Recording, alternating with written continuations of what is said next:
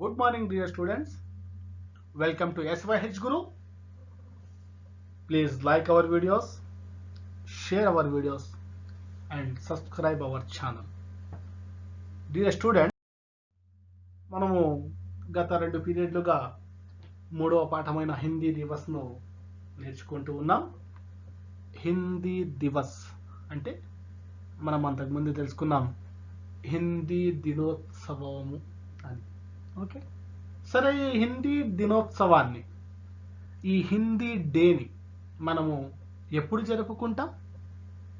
నిన్న క్లాస్లో మనం చెప్పాం కదా, గుర్తొచ్చిందా?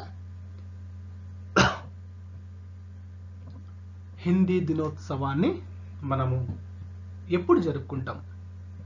ఎస్, మనము హిందీ దినోత్సవాన్ని సెప్టెంబర్ 14వ తేదీన జరుపుకుంటాం. ఎప్పుడు జరుపుకుంటాం? సెప్టెంబర్ 14వ తేదీన. మొన్న పాఠంలో సరిత ఒక డౌట్ అడిగింది. ఏమనేసి, అవును, హిందీ దినోత్సవాన్ని సెప్టెంబర్ 14వ తేదీనే ఎందుకు జరుపుకుంటాము అని అడిగింది. అదే ప్రశ్న నేను మిమ్మల్ని అడుగుతున్నా. అవును, సెప్టెంబర్ 14వ తేదీ నాడే ఎందుకు హిందీ దినోత్సవాన్ని జరుపుకుంటున్నాం? దానికి మీ జవాబు ఏమి? ఎస్, సెప్టెంబర్ 14వ తేదీనే మనం హిందీ దినోత్సవాన్ని ఎందుకు జరుపుకుంటున్నామంటే, ఇంకా మనం హిస్టరీలోకి వెళ్ళాల, అంటే కొంచెం వెనక్కి వెళ్ళాల. 1949లో, ఎప్పుడు? 1949వ సంవత్సరంలో, హిందీలో అయితే 1949 మే, 1949వ సంవత్సరంలో సెప్టెంబర్ 14వ తేదీన, యా రోజున? సెప్టెంబరు 14వ తేదీన ఏం జరిగిందంట? మన ఈ హిందీ భాషను రాజభాషగా గుర్తించారు. అర్థం కాలా? ఈ హిందీ భాషను మన దేశ భాషగా, మన దేశ రాజభాషగా ఏం చేశారు? గుర్తించారు. ఎందుకున్నారు? కాబట్టి నాటి నుండి, అంటే ఎప్పటి నుండి? 1949 నుండి ఇప్పటి వరకు కూడా మనం హిందీ దినోత్సవాన్ని జరుపుకుంటూనే ఉన్నాం ప్రతి సంవత్సరము. ఏ తేదీన? సెప్టెంబర్ 14వ తేదీన. అర్థమైందా? సెప్టెంబర్ 14వ తేదీనే ఎందుకు జరుపుకుంటున్నారో అని. సరే, మన సరితకు ఈరోజు పాఠంలో ఇంకొక డౌట్ కూడా వచ్చిందనమాట. ఫస్ట్ డౌట్ ఆమెకే వచ్చిండేది. ఏమనేసి, సెప్టెంబర్ 14వ తేదీ నాడే ఎందుకు హిందీ దినోత్సవాన్ని జరుపుకుంటామని అడిగింది. దానికి ఇప్పుడు మీరే సమాధానం చెప్పారు కదా. ఆమెకు ఇంకో డౌట్ వచ్చింది. అది కూడా మహత్తరమైన డౌటే. ఆ డౌట్ ఏందో మనము చూద్దాం. పేజ్ నెంబర్ 13 తీయండి. పేజ్ నెంబర్ 13లో సరిత చెబుతోంది, సమझ गई इसलिए हर साल इस दिन हिंदी दिवस मनाया जाता है, लेकिन हिंदी को ही देश की राजभाषा क्यों चुना गया? డౌట్ అడిగింది. అప్పుడు రోజీ సమాధానంగా చెబుతోంది, क्योंकि हिंदी बोलने वाले हमारे देश में सबसे अधिक हैं, लेकिन तुम भी तो बताओ, तुम भाषण में क्या कहोगी? అప్పుడు సరిత చూడండి ఎంత గొప్ప డౌట్ అడిగిందో. ఏమని అడుగుతోంది? సమझ गई. समझ गई అంటే అర్థాలు చూసుకుందాంలే. समझ गई इसलिए हर साल इस दिन हिंदी दिवस मनाया जाता है, लेकिन हिंदी को ही देश की राजभाषा क्यों चुना गया? అప్పుడు రోజు సమాధానంగా చెబుతోంది, क्योंकि हिंदी बोलने वाले हमारे देश में सबसे अधिक हैं, लेकिन तुम भी तो बताओ, तुम भाषण में क्या कहोगी? చూడండి, వీటిలో మనము అర్థాలను గన తీసుకున్నట్టయితే, సమझना అంటే అర్థం చేసుకొనుట.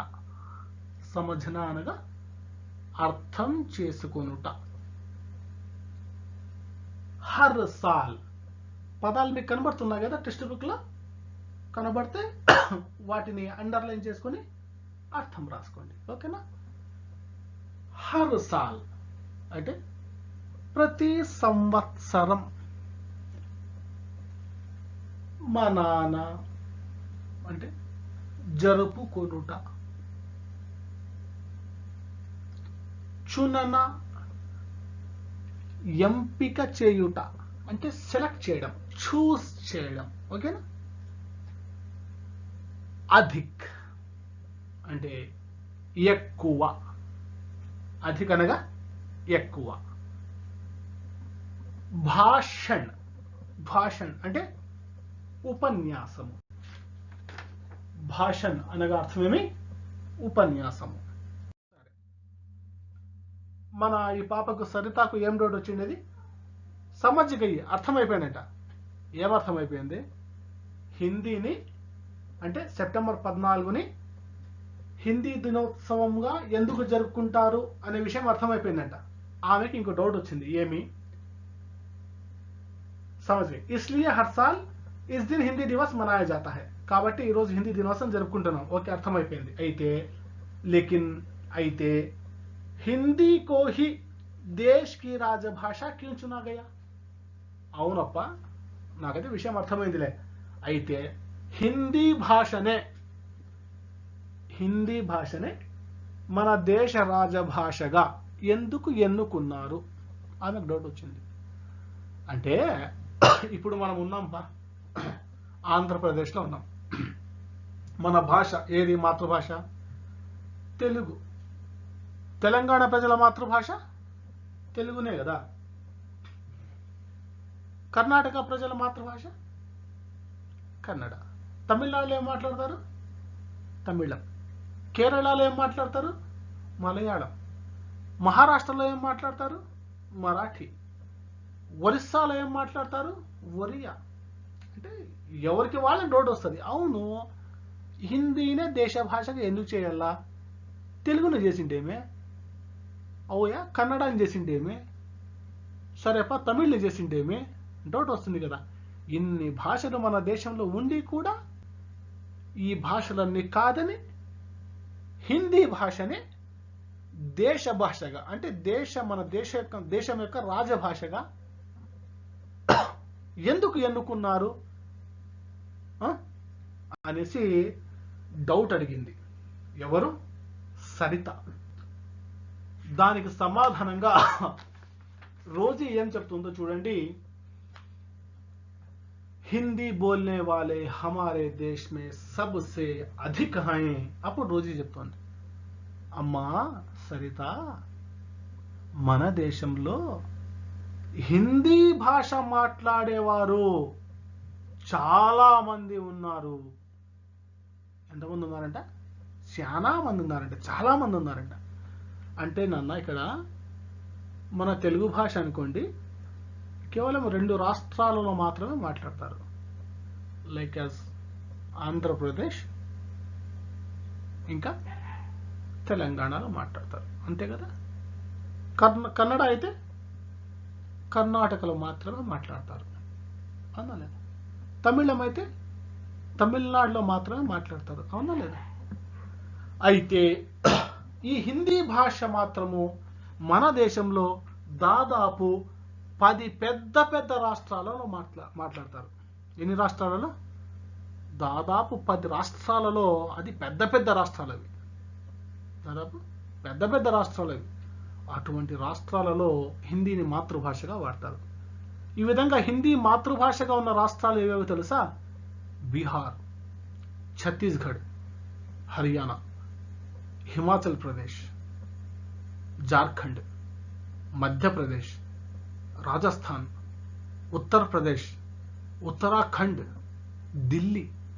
అంతేకాకుండా చండీగఢ్ అని ఉంది కదా, ఆ చండీగఢ్లో కూడా హిందీ భాషనే మాతృభాషగా వాడతారు.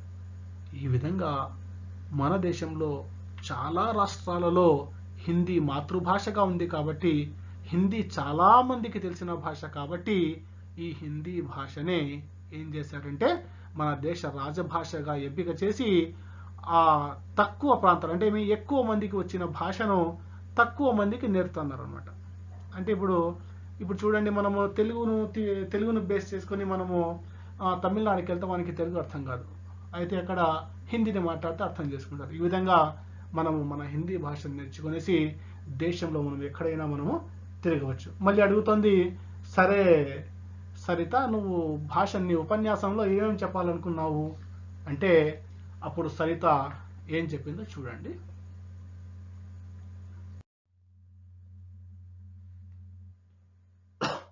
అడిగింది కదా ఆమె రోజే, సరే సరిత, ఇప్పుడు నువ్వు ఉపన్యాసం ఇవ్వాలనుకుంటున్నావు కదా, నీ ఉపన్యాసంలో ఏమేమి మాట్లాడాలనుకుంటున్నావు అంటే మనము ఇండిపెండెన్స్ డే రోజున, రిపబ్లిక్ డే రోజున మైక్ ముందర నిలబడి చెప్తాం కదా, మైక్ ముందర నిలబడి చెప్తాం కదా, దాన్ని ఏమంటామంటే భాషణ్ అంటారు, ఉపన్యాసము అంటారు. ఓకేనా?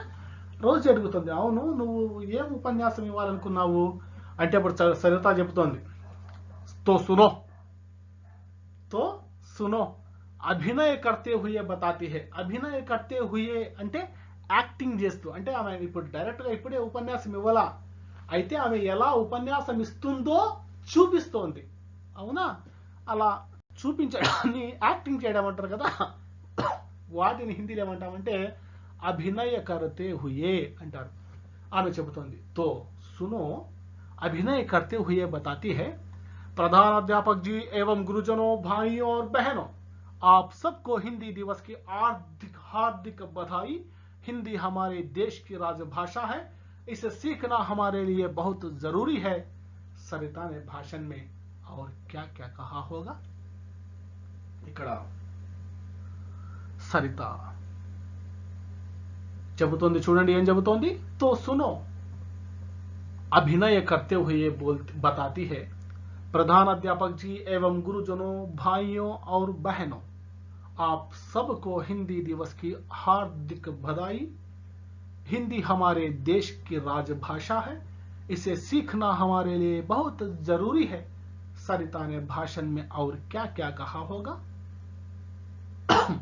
వీటిలో మనము అర్థాలను తీసుకున్నట్టయితే, అభినయ కరితే హుయే అంటే అంతకుముందే మనం అనుకున్నాం కదా, యాక్టింగ్ చేస్తూ, నటిస్తూ అని. హార్దిక్ బధాయి అని చెప్పింది కదా. హార్దిక్ బధాయి అంటే హృదయపూర్వక శుభాకాంక్షలు అని. ఫర్ ఎగ్జాంపుల్, నీకు దీపావళి హృదయపూర్వక శుభాకాంక్షలప్ప అనేసి చెప్పాలనుకోండి, ఆప్కో దీపావళికి హార్దిక్ బధాయి హో అనొచ్చు. అర్థమైందా? ఈ వర్డ్ మీకు చాలా యూస్ఫుల్, సో బాగా గుర్తుపెట్టుకోండి ఈ వర్డ్ను, హార్దిక్ బధాయి. ఓకేనా? నెక్స్ట్ పదం చూడండి, జరూరీ. జరూరీ అంటే అవసరం. జరూరీ అంటే అవసరం. సబకో. సబకో అంటే అర్థం ఏమి? అందరికీ. సబకో అంటే ఏమి? అందరికీ. చూడండి సరిత ఏం చెప్తుంది, తో సునో, నువ్వు ఉపన్యాసంలో ఏం చెప్పాలనుకున్నావు అని అడిగింది కదా రోజే, అప్పుడు సరిత చెబుతోంది, తో సునో, అయితే వినుమ్మా. తో సునో, సునో అంటే విను, విను అని చెప్తోంది అనమాట. ఏం చెప్తోంది? అభినయ కర్తే హుయే బతాతి హే, యాక్టింగ్ చేస్తూ చెప్తోంది. ప్రధాన అధ్యాపక్ జీ एवं गुरुजनों, भाइयों और बहनों, आप सबको हिंदी दिवस की हार्दिक बधाई అని చెప్పింది. అంటే ఏమి? అక్కడ స్టేజ్ పైన మామూలుగా హెడ్ మాస్టరు, టీచర్స్, స్టేజ్ ముందర పిల్లలు అంతా ఉంటారు కదా, వాళ్ళందరినీ సంబోధిస్తూ చెప్తుంది అనమాట. ఏమనిచ్చి, ప్రధాన అధ్యాపక్ జీ అంటే గౌరవనీయులైన ప్రధాన ఉపాధ్యాయులు గారికి, ఏవం మరియు, గురుజనో ఉపాధ్యాయులకు, భాయియో అంటే తమ్ముళ్లకు, ఔర్ బహనో అంటే మరియు అక్క చెల్లెళ్లకు, ఆప్ సబ్కో హిందీ దివస్ కి హార్దిక్ బధాయి అంటే మీ అందరికీ హిందీ దినోత్సవ యొక్క హృదయపూర్వక శుభాకాంక్షలు అని చెప్పింది అనమాట. ఇంకా ఏం చెప్తుందంటే ఆమె భాషలో, హిందీ హమారే దేశ్ కి రాజభాష హై. హిందీ భాష మన దేశం యొక్క రాజభాష. రాజభాష అని వేటేనంటామా, అంతకు ముందే చెప్పుకున్నాం. వేటేనంటాం రాజభాష అని, రాజభాష అని ఏ భాషను అంటాం?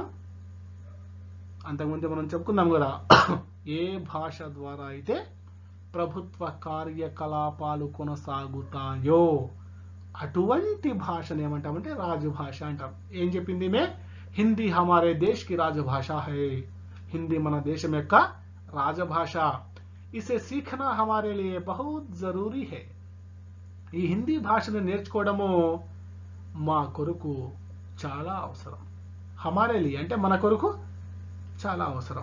అందుకే కదా ఇప్పుడు మనకు అవసరం కాబట్టి ఏం చేస్తున్నాం, మనము హిందీ భాషను నేర్చుకుంటున్నాం. ఎందుకు మనకు హిందీ భాష నేర్చుకోవడం అవసరము అంటే, హిందీ భాష నేర్చుకుంటే మనము దేశంలో ఎక్కడి నుంచి ఎక్కడికైనా వెళ్ళి తిరిగి రావచ్చు, మన అవసరాలన్నీ మనము తీర్చుకోవచ్చు ఈ లాంగ్వేజ్ సహాయంతో. అంతేగాని మనము సరే తెలుగు నేర్చుకుంటే దేశమంతా తిరగలేమా అనొచ్చు.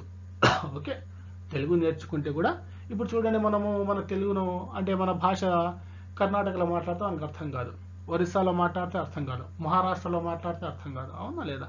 అదే మనం హిందీ భాషను దేశంలోనూ ఎక్కడైనా వాడుకో, ఎక్కడైనా నీవు యూస్ చేయి, అక్కడంతా నీకు హిందీ భాష అందరికీ తెలుస్తుంది అనమాట. అది ఇక్కడ సరిత అనే భాషను ఔర్ క్యా క్యా కహా హోగా అని చెప్పాడు ఇక్కడ టెక్స్ట్ బుక్ లో. అంటే ఆ సరిత ఉపన్యాసం ఇస్తుంది కదా, ఆ సరిత తమ ఉపన్యాసంలో హిందీ భాషని గురించి ఇంకా ఏమైనా చెప్పి ఉంటుందా అని అడిగాడు. సరే, ఏం చెప్పింటుందో చూడండి. అబ్బో, ఏం చెప్పిందంటప్ప అంటే ఆమె చెప్పలా, మేం చెప్పుకుంటున్నాం అంతే. ఏమని చెప్పింటుందంట?